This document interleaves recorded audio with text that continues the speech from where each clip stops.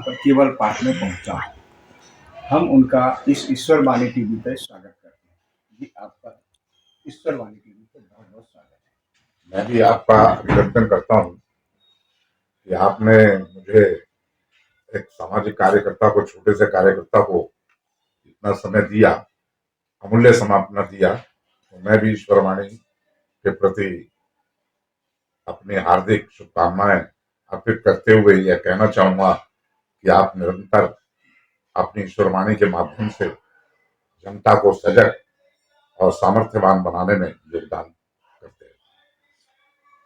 सैनी साहब, हमारा ईश्वर वाणी चैनल जो है डिवोशनल, और मुझे लग रहा था कि as a anchor, as a reporter, मैं जो देख रहा हूँ ओपिनियन आज की जनरेशन में जिस तरह से चेंजिंग आ रही है धर्म को लेकर और अपने कल्चर को लेकर, अपने संस्कार को लेकर बात करते हैं, तो वो कहीं ना कहीं पीछे छूट रहा है, पीछे छूटता हुआ दिख रहा है। आप इस पे क्या कहेंगे? ऐसा है, अंग्रेज भारत में आए, पश्चिमी सभ्यता के रंग में हमारे लोग जो है रंगते हुए नजर आए। अंग्रेज तो चले गए, पर वो जो अपनी छाप छोड़ गए ना, वह छाप जो हमारे बुजुर्गों ने बरकरार रखी हुई थी नैतिक सिद्धांतों के बल पर, और बैठकों के अंदर, चौपालों के अंदर जो वो आचरण कल के युवा को पढ़ाते थे, वो आचरण अब कोई भी अपने बच्चों को नहीं पढ़ाता। वो बातें अब बच्चे जो है ना टीवी और फोन में लगे रहते हैं। नैतिकता कोसों दूर जा रही है और पश्चिमी सभ्यता हम पर हावी होती जा रही है। ऐसे समय में आपका जो धार्मिक चैनल है, जो नाम है ईश्वरवाणी, अगर फिर से ईश्वरवाणी का प्रसार किया जाए, साधु महात्माओं संतों के सत्संग को आप जो प्रसारित कर कर जनता को संदेश दे रहे हैं, वह एक मानव जीवन के लिए, आपका मानव जीवन को सुधारने के लिए अतुलनीय और सराहनीय प्रयास है। अगर इसी प्रकार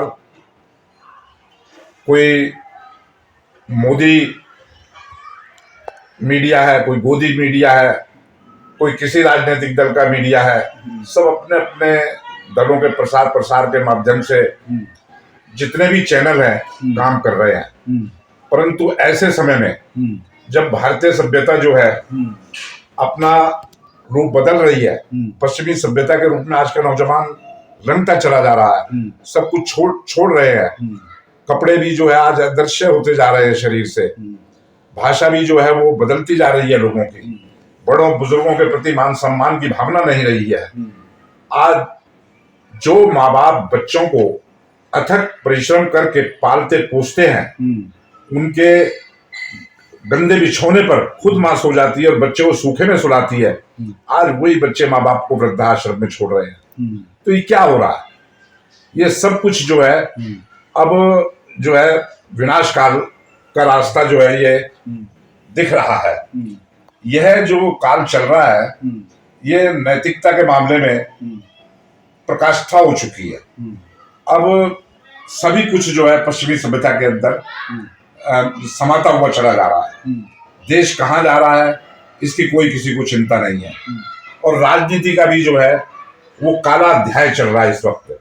जो पहले राजनीतिज्ञ लोग थे वो वास्तविकता में जनसेवक थे, पर आज जो है राजनीतिक दल जो है सिर्फ अपने दल के पोषण में लगे हुए हैं, अपना दल को सत्ता कैसे प्राप्ति हो उस उद्देश्य में लगे हुए हैं। नैतिकता से किसी को कुछ लेना देना नहीं है, इस बात से किसी को कुछ लेना देना नहीं है कि हमारे देश के नौनिहालों का क्या भविष्य होना चाहिए। उसको उच्च शिक्षा मिलनी चाहिए, उसको नैतिक शिक्षा भी साथ मिलनी चाहिए, धार्मिक ग्रंथों की भी शिक्षा मिलनी चाहिए। जब धार्मिक ग्रंथों की, योग वेदों की पढ़ाई दूर होती जा रही है, तो नैतिकता भी जो है वो गर्त के अंदर समा रही है।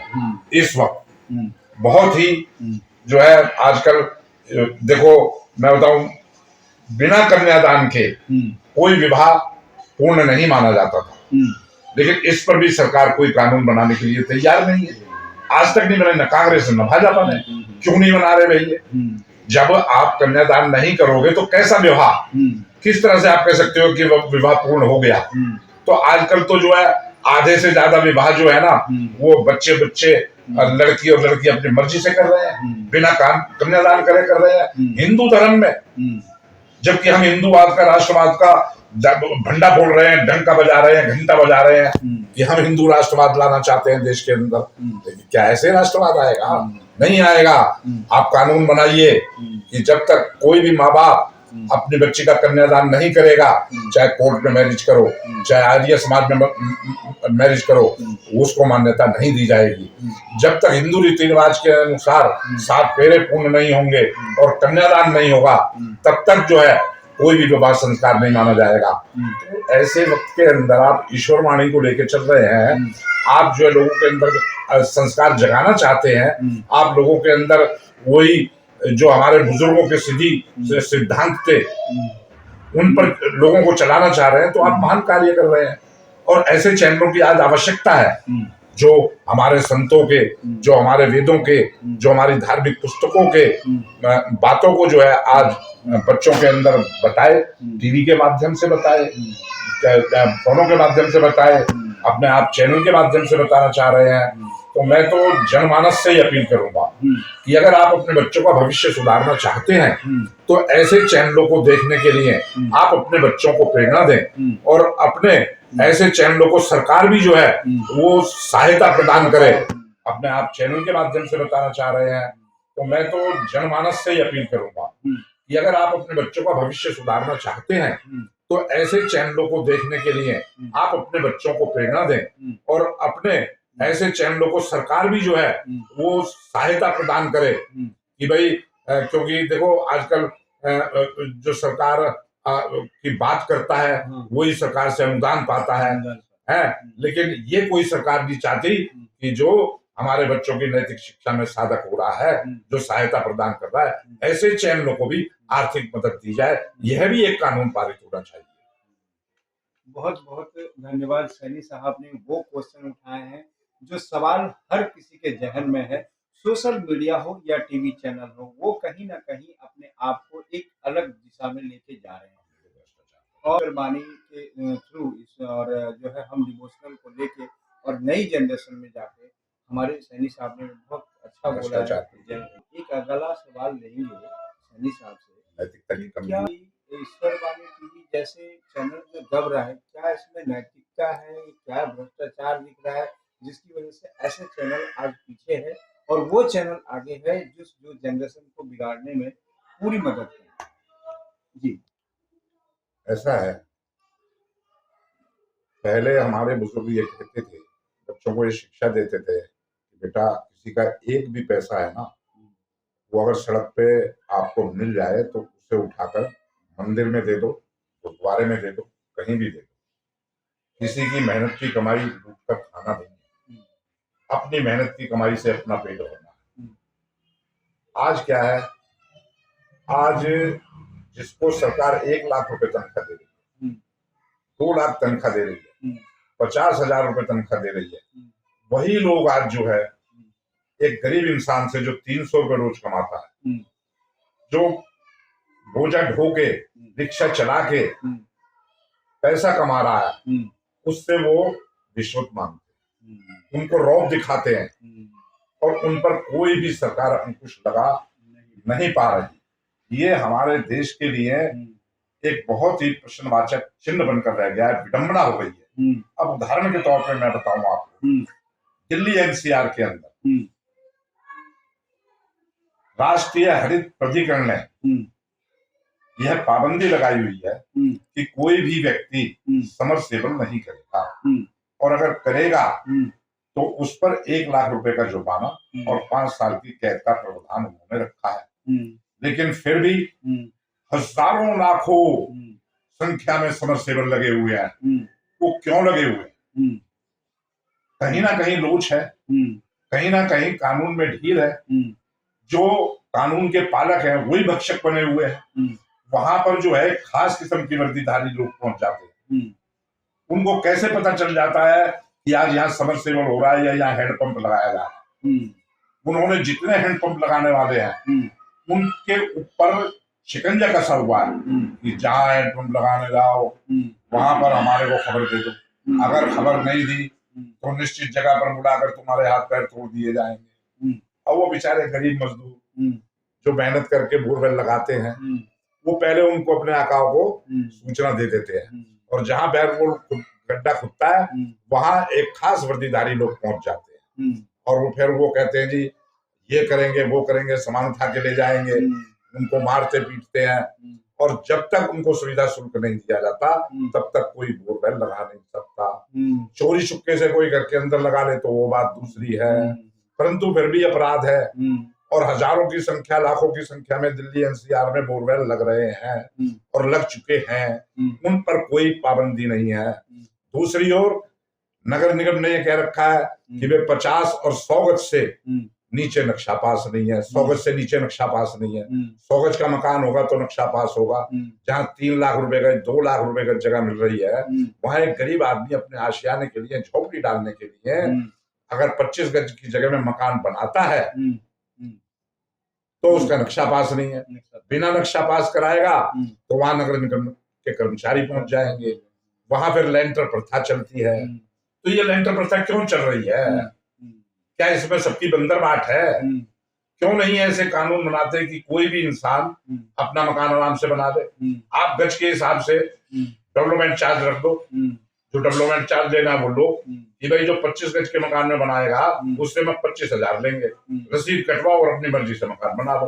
अब 25 गज के मकान में क्या आप खुला छोड़ोगे, क्या आप बनाओगे, क्या नक्शा पास कराओगे? तो ये सब कानून लगता है कि इसलिए बन रहे हैं कि अधिकारी वर्ग कमाए और अधिकारी वर्ग अपने आकाओं को पहुंचाए और आका लोग जो है वो सत्ताधारियों को पहुंचाए। बस ये भ्रष्टाचार का खेल चल रहा है और ये इसीलिए चल रहा है, इसके पीछे भी नैतिकता है। धार्मिक विचार आदमियों के समाप्त हो चुके हैं। जो धर्म कर्म है, अध्यात्मवाद है, वो लुप्त होता जा रहा है।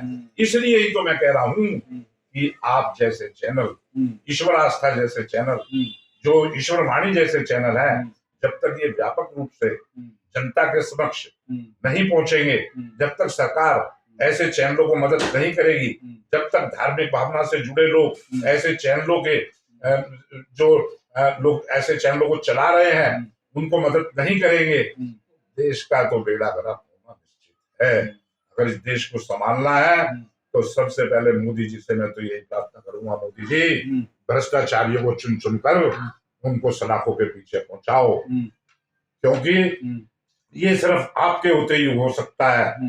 जो हमारे 60-70 वर्षों के अंदर एक व्यवस्था कायम हो गई है, इसको आप खत्म कर सकते हो क्योंकि आज आम आदमी का, जनमानस का, पूरे देश का हर जनमानस तहे दिल से आपके साथ है। तो मोदी जी, मेरी आपसे बार बार ये गुहार है, बार बार ये प्रार्थना है कि आप जितने भी आपके अनुयायी हैं, जितने भी आपके एमएलए हैं, जितने भी सांसद हैं, जितने भी आपके निगम पार्षद हैं, जितने भी प्रतिनिधि हैं, हो सकता है जो हमारे 60-70 वर्षों के अंदर एक व्यवस्था कायम हो गई है, इसको आप खत्म कर सकते हो क्योंकि आज आम आदमी का, जनमानस का, पूरे देश का हर जनमानस तहे दिल से आपके साथ है। तो मोदी जी, मेरी आपसे बार बार ये गुहार है, बार बार ये प्रार्थना है कि आप जितने भी आपके अनुयायी हैं, जितने भी आपके एमएलए हैं, जितने भी सांसद हैं, जितने भी आपके निगम पार्षद हैं, जितने भी प्रतिनिधि हैं, जिला अध्यक्ष है, उन सबको ये हिदायत दे दो कि जहां भी भ्रष्टाचारी हो उस भ्रष्टाचारी को जेल के सीखचों पे पहुंचाने में आप पूर्ण योगदान करो, चाहे वह पुलिसकर्मी हो या सरकारी कर्मचारी हो, निगम का कर्मचारी हो या फिर वो एसडीएम हो या कोई भी हो बड़े से बड़ा अधिकारी। अगर वो किसी गरीब का खून चूसता है तो उसको सलाखों के पीछे पहुंचाने में भारतीय जनता पार्टी का एक एक कार्यकर्ता अपना पूरा सहयोग देगा। और दूसरी ओर यह है कि कानूनों को इतना आसान बनाओ कि वो भ्रष्टाचारी लोग लचीले कानूनों का फायदा ना उठा सके। नमस्कार। धन्यवाद। दिल्ली का दर्द सैनी साहब ने दिखाया कि लगातार जो है किस तरह से दिल्ली में लोग परेशान, सरकारें बदलती हैं, आती हैं, जाती हैं, लेकिन व्यवस्थाएं और कानून वहीं की वहीं रह जाती है। गुहार बहुत अच्छी है। हम चाहेंगे कि पूरा दिल्ली इसको देखे और इस गुहार को सुने कि भाई किस तरह से सरकारें तो बदलती हैं लेकिन कानून वही का वही रह जाता है। अफसरवादी कहते हैं लोग, सरकार बदलते हैं लेकिन अफसरवादी नहीं बदलती। आप देखते रहिए ईश्वरवाणी, संजीव चौहान।